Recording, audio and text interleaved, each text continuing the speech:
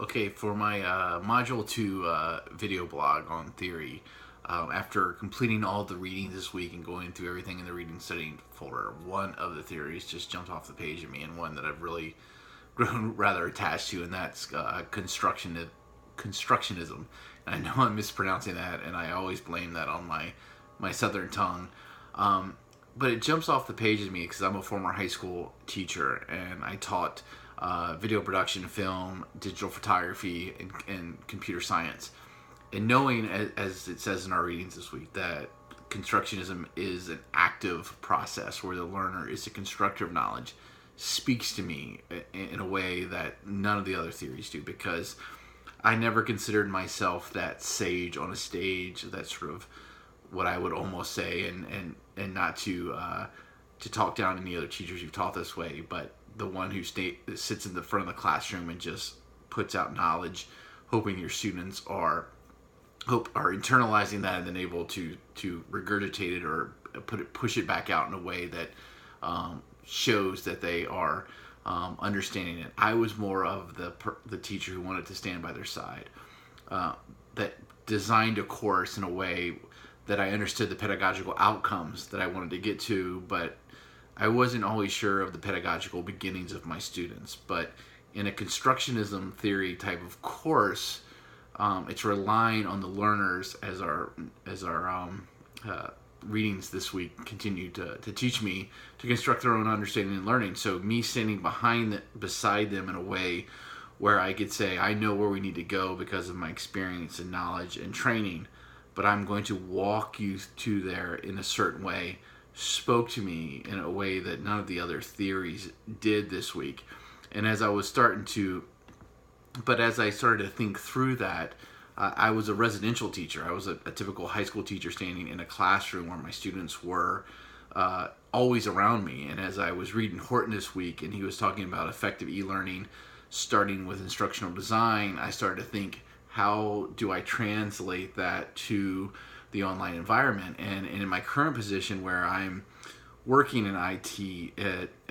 in higher ed, where I'm helping professors design courses and understand how to best talk to their students and teach to their students in a way that, you're designing the course in one city or one place and your students are somewhere else in the world. How can we marry that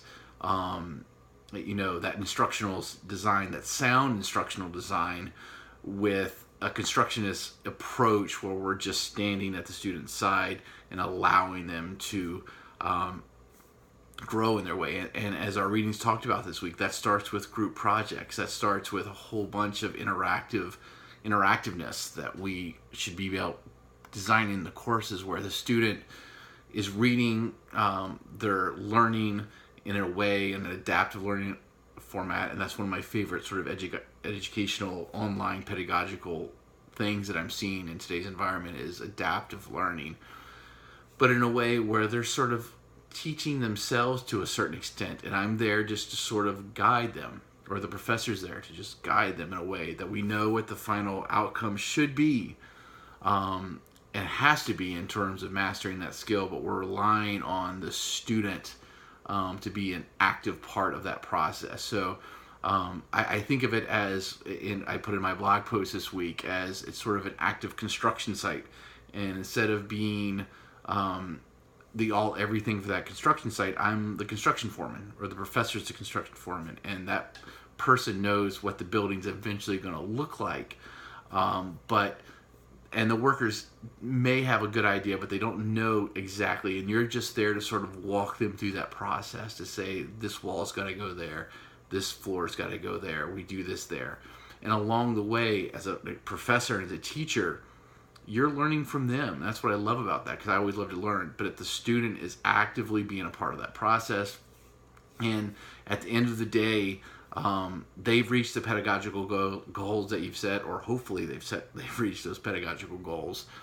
You've been an active learner. They've gained some skills, some self-learning, and you can mix into that a lot of